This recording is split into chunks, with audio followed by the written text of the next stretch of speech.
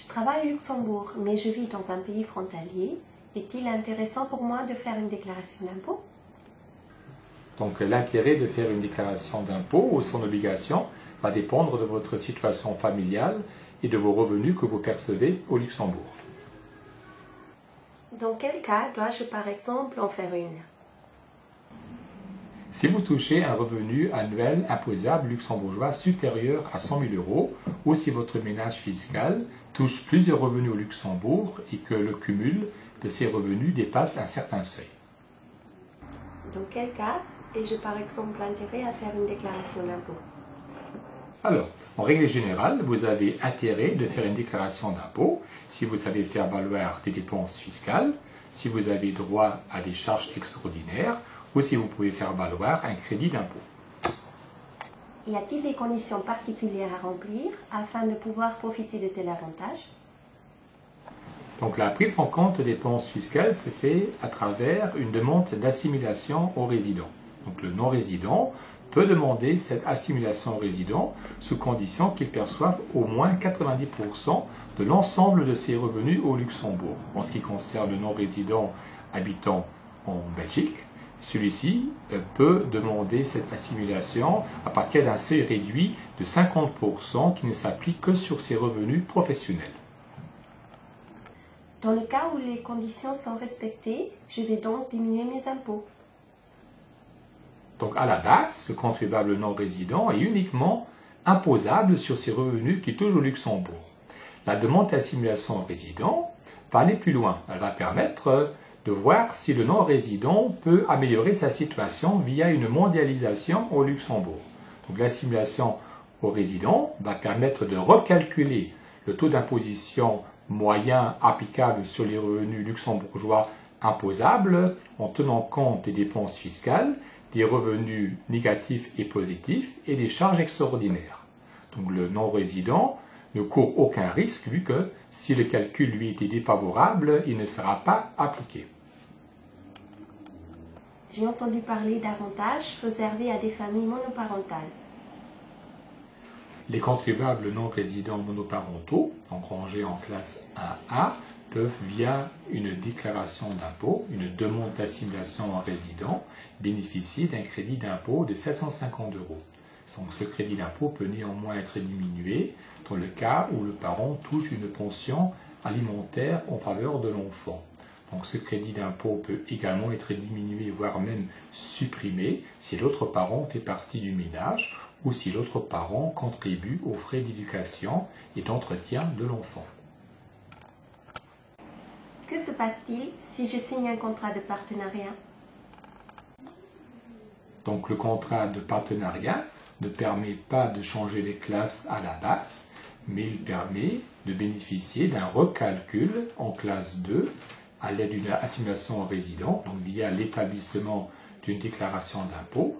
Il faudra tout de même que le contrat de partenariat existe du 1er janvier au 31 décembre et que les deux partenaires vivent sous le même toit.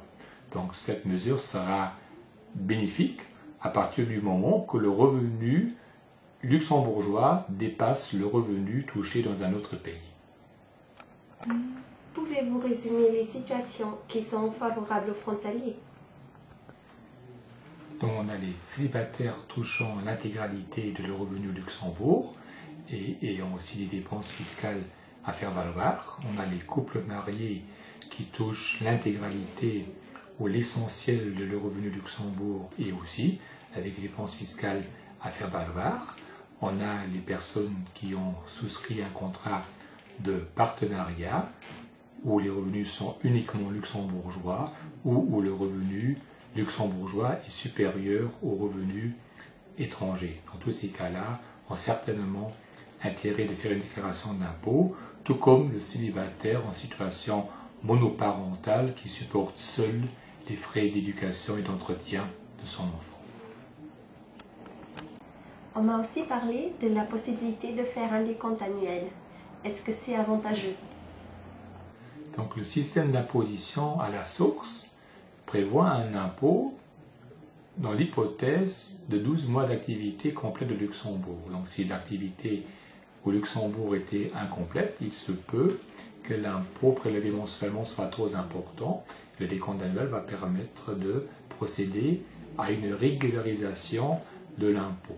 Donc ce décompte annuel pourra également être utilisé pour faire valoir rétroactivement une nouvelle classe d'impôt suite à un mariage, par exemple.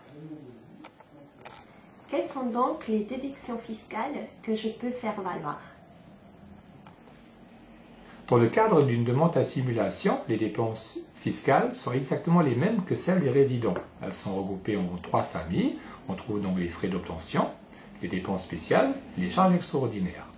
Les intérêts débiteurs de prêts immobiliers souscrits pour l'acquisition d'une habitation principale vont également avoir un effet bénéfique vu qu'ils vont réduire le taux d'imposition qui sera par la suite appliqué sur les revenus luxembourgeois. En quoi consistent les frais d'obtention? Les frais d'obtention sont des dépenses qui sont faites directement pour acquérir, assurer et conserver des recettes. Pour les salariés, il s'agit par exemple de cotisations syndicales, de frais pour des cours de perfectionnement. C'est quoi les charges extraordinaires? 3 conditions doivent être respectées pour que les charges extraordinaires soient déductibles du revenu imposable. Elles doivent revêtir d'un caractère extraordinaire, c'est-à-dire ne pas incomber à tout le monde. Elles doivent être inévitables, on ne peut pas pouvoir s'en soustraire, et elles doivent réduire de façon conséquente la faculté contributive du contribuable. Y a-t-il d'autres charges qui sont déductibles? J'ai entendu parler qu'on peut également déduire les frais de garde d'enfants. En effet, les frais de garde d'enfants, mais également les frais de domesticité, sont déductibles jusqu'à hauteur de 3 600 €. Il existe également une charge déductible à titre de frais d'entretien ou d'éducation d'enfants ne faisant pas partie du ménage. Vous avez aussi parlé de dépenses spéciales.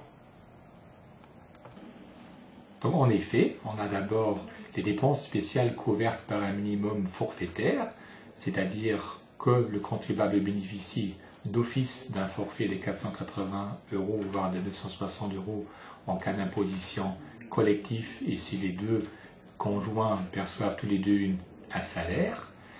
À titre de dépenses spéciales, nous retrouvons d'abord par exemple la pension alimentaire entre ex-conjoints qui est déductible jusqu'à hauteur de 24 000 €. On retrouve les prêts consommation dont les intérêts débiteurs sont déductibles jusqu'à hauteur de 336 € par personne au ménage. Et on y retrouve les primes d'assurance de responsabilité civile ou d'assurance de personnes qui, elles, sont déductibles jusqu'à hauteur de 672 € par personne au ménage. Je vois souvent des publicités des produits d'épargne qu'on peut déduire. Les cotisations versées sur des plans d'épargne logement sont en effet déductibles jusqu'à un montant de 672 € par personne au ménage. Donc en fonction du taux d'imposition du contribuable, ce produit peut être un très bon produit d'épargne fiscale et permettre une économie d'impôt assez conséquente.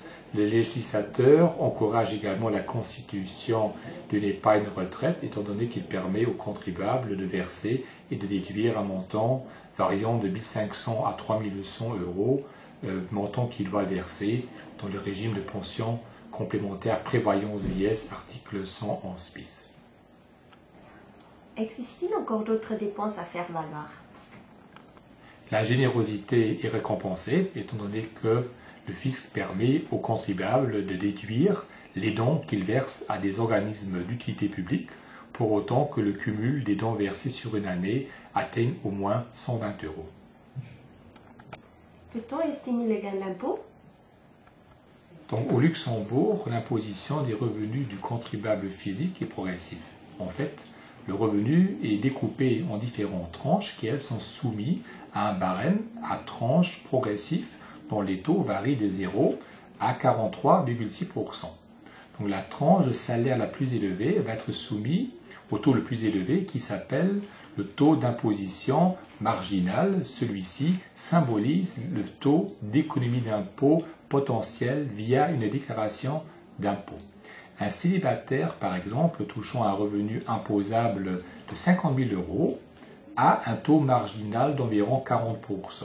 Donc, une déduction fiscale de 1 000 € va lui faire profiter d'une économie d'impôt de 400 €. Donc, dans ce cas-ci, la souscription à un plan d'épargne retraite prévoyance vieillesse de 1 500 € produirait un gain complémentaire de 600 €. Quelles sont donc vos recommandations à l'égard des frontaliers? En matière fiscale, le déficit d'information peut coûter très cher aux frontaliers, et cela dans les deux sens. Donc, bien les frontaliers ne profitent pas des bienfaits que leur réserve l'établissement d'une déclaration d'impôt. D'autres frontaliers, par contre, souscrivent à des produits fiscaux qui en fait leur rapportent rien du tout, vu que la ciblation aux résidents ne leur est pas favorable. La situation du frontalier n'est pas complexe, mais elle est particulière. Faire établir ou rédiger soi-même une déclaration d'impôt pour au final ne toucher aucun gain n'est pas bien méchant. Par contre, souscrire à un produit fiscal moyen ou long terme l'est bien plus. Quelle garantie m'offrez-vous en tant que client frontalier?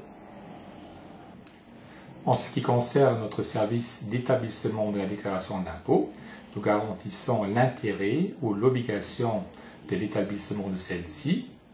En ce qui concerne la souscription à des produits fiscaux, nous précédons la présentation de telles solutions d'une simulation fiscale qui nous permet de nous assurer de la pertinence de cette souscription. D'ailleurs, notre service de simulation fiscale est gratuit et peut profiter à tout non-résident, mais également résident, afin de lui permettre de connaître parfaitement le potentiel de sa situation fiscale existante ainsi que de sa situation fiscale optimisée.